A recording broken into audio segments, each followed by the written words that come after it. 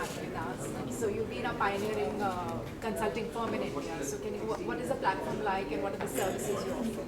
CBRE is the global leader in real estate services. Right. Obviously, a 14 million firm.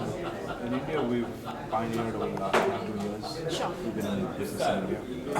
We have a whole gamut of real estate services that we provide in India, from the advisory transaction services, consulting valuation services, project management, facilities management, capital markets. Okay. We have over 6,500 people in India, so it's a very large business in India. Okay. And I'm proud to say that we're leading the pack across the business lines in India. Okay. So what is the market, office market scenario as of now? Sure. Last year was a very interesting year. We saw a record of 43 million square feet absorption across top markets, top metros in India, across the key seven markets in India. Right? Sure. This year we expect transaction volumes to be closer to 40 million square feet. Obviously, this is keeping in mind the current pipeline. We've just concluded the first quarter, which is the quarter. Sure. We saw closer to 9 million square feet of absorption in the first quarter. Okay. We obviously see the tech sector, the IT/ITES sector still leading the pack. We see banking, financial services continuing to expand. We see engineering, manufacturing, research and consulting again growing. We see the co-working environment taking up quite a bit of space in India. That would be a big thing in India. Obviously, the e-commerce sector has come down. In 2016, we saw a reduction in the quantum of office space leased by the e-commerce firms. But overall, healthy pipeline. India continues to grow as an outsourcing destination. So which city is leading in terms of office space? Currently, we've seen the top three cities, Bangalore, Mumbai and Delhi, which are traditionally the top three cities. And the second three cities would be Hyderabad, Pune and Chennai, which earlier we saw an absorption of more like an 80-20 between the top three and the second three. Now it's more like a 55-45% of absorption. So the top three cities and the second three cities are really competing for the growth. Last year Hyderabad saw 6 million square feet of absorption. Obviously the question of supply demand is a big challenge. Non-availability of ready-to-use supply is obviously going to be a big challenge.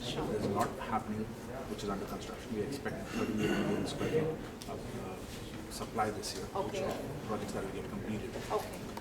Obviously some of them are spillovers from last year because of approval processes and statutory clearance and occupancy certificate. Some of those buildings have got completed in 2017. So clients will continue to expand and grow into under construction schemes that are in the final stages, or some of them who are in the consolidation mode will look at build to suit. What's your thought process around the GST? GST, from an industrial logistics perspective, we see a lot happening. A lot of them are in the planning stages with GST being announced, understanding how the implications of tax will be in their businesses. Obviously, a uniform taxation policy in India will make everyone's life easier because interstate taxes have been a big challenge for us.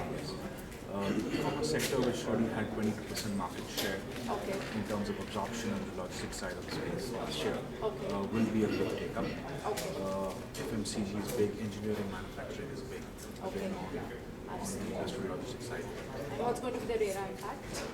RERA, obviously, the big impact is obviously on the residential side for developers to get a lot more structured in their environments of development. So we see a lot happening from a developer perspective. Statutory approvals again will play a big role because that's important from a developer when he's complying under RERA to make sure that he's following the rules in terms of what's really out there.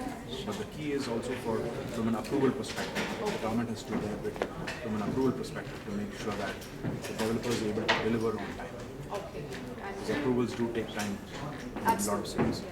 And from a global perspective, how's it shaping up? We see a big share of the large American corporates who still lease a lot of space in large multinationals. Closer to 45% of American corporates. We've seen an increasing trend from European corporates. We see a lot from Asian corporates now looking at India. Whether it's on the technology side, whether it's the banking financial services side, quantum, some smaller quantum from the engineering and manufacturing side. Okay. So we've seen a lot across these sectors. We've seen pharma and healthcare again grow in India. Okay. That's a sector that's really seen some growth. So overall, looking very positive for India. All right. Thank you so much. And nice job. Thank you.